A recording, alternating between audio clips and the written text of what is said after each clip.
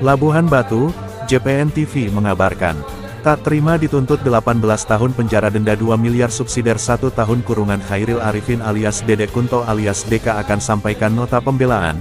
Diduga tuntutan ini berdasarkan asumsi jaksa penuntut umum bukan berdasarkan fakta persidangan, baik keterangan saksi di bawah sumpah maupun alat bukti tidak ada yang bisa membuktikan dakwaan yang dijatuhkan kepada Chairil Arifin alias Dedek Kunto alias DK.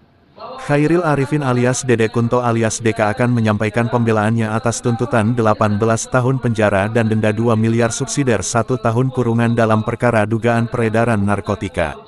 Hal itu disampaikan langsung oleh terdakwa Chairil Arifin Hasibuan alias Dedek Kunto alias DK melalui kuasa hukumnya Halomoan Panjaitan, di Pengadilan Negeri Rantau Prapat Senin tanggal 2 Juni tahun 2025.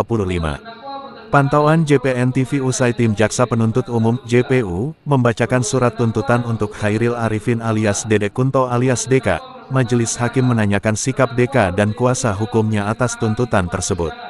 Terhadap tuntutan pidana penuntut umum, undang-undang memberikan hak kepada saudara untuk mengajukan pembelaan. Apakah saudara akan mengajukan pembelaan atau saudara serahkan ke penasihat hukum saudara? Tanya Hakim Ketua.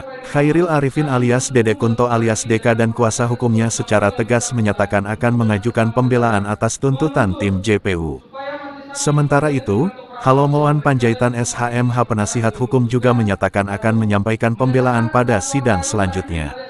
Salah satu poin yang akan disampaikan pada sidang nota pembelaan nantinya, Chairil Arifin dan kuasa hukumnya akan menyampaikan hal-hal yang dianggap tidak sesuai dengan fakta persidangan atas tuntutan JPU.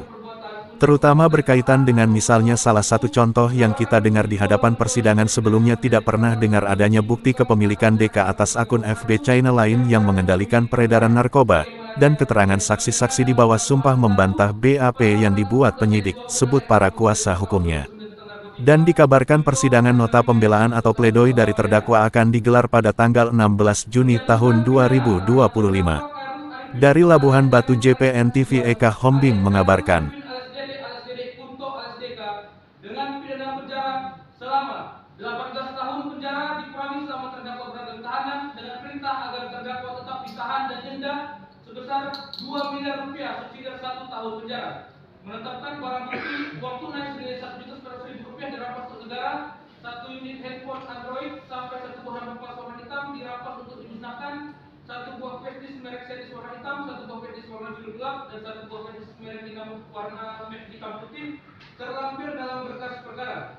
Menghukum terdakwa dibebani biaya perkara sebesar Rp5.000. Demikianlah surat tuntutan.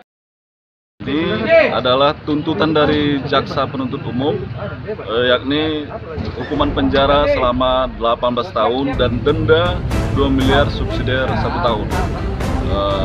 Yang kemudian hakim tadi memberikan kesempatan kepada terdakwa dan penasihat hukumnya untuk mengajukan nota pembelaan maupun pledoi, yakni pada tanggal 2 minggu ke depan, ya, tanggal 16 Juni 2025. Apa tanggapan?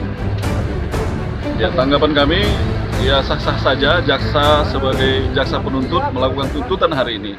Namun yang tidak wajar itu sebanyak 18 tahun, tapi itu tidak masalah. Ya, yang penting hakim nanti kami berharap hakim seobjektif mungkin, selurus mungkin ya dalam memutus perkara ini nanti berdasarkan fakta-fakta persidangan, bukan berdasarkan asumsi-asumsi yang dilakukan oleh jaksa di dalam dakwaan maupun tuntutannya. Begitu. Yang mana kita lihat sendiri baik dari kawan-kawan media maupun pengunjung sidang menyaksikan secara langsung ternyata fakta hukum yang terungkap dalam persidangan, saksi-saksi yakni Endar Muda Siregar, Onga dan lain-lain itu telah memberikan keterangan di persidangan di bawah sumpah bahwa ternyata terdakwa tidak ada kaitan ataupun tidak ada keterlibatannya terhadap 5 LP yang menjadikan terdakwa hari ini sebagai tersangka, begitu.